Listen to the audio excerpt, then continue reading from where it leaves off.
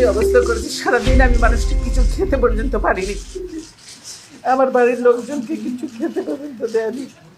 কাজে আজকে দেশে কোথায় সরকার, কার কাছে আমি বিচার চাইব?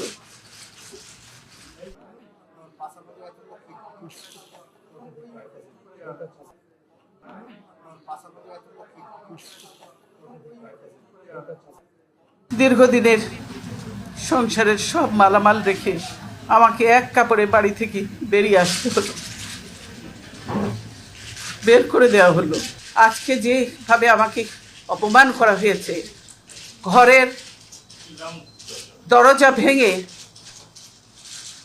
ভেঙে আমার বেডরুমের দরজা ভেঙে রীতিমাত্র ট্রেনিং হিচড়ে তারা বের করেছে, এবং এমনভাবে বলছে যে পুরুষ মানুষ এমনভাবে বলছে যে জোর করে ওনাকে উঠিয়ে নিয়ে আসেন, জোর করে দরকার হলে ওনাকে কোলে উঠিয়ে নিয়ে আসেন। এরকমভাবে একটা সরকারের এই আচরণ। ওনারা ধাক্কা দিয়ে আমাকে গাড়িতে উঠিয়েছেন।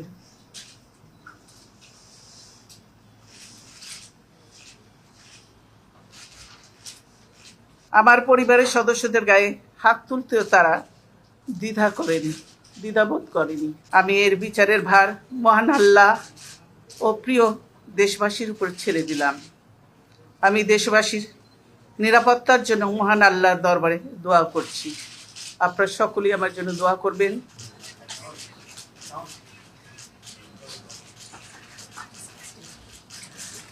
যে অবস্থা করেছে, সারাদিন আমি মানুষকে কিছু খেতে পর্যন্ত পারিনি, আমার বাড়ির লোকজনকে কিছু খেতে পর্যন্ত দেয়নি।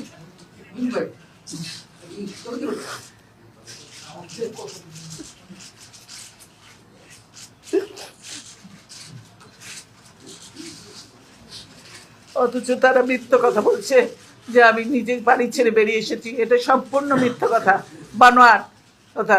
তারা জবরদস্তি ধাক্কা মেরে আমাকে বাড়ি থেকে বের করেছে।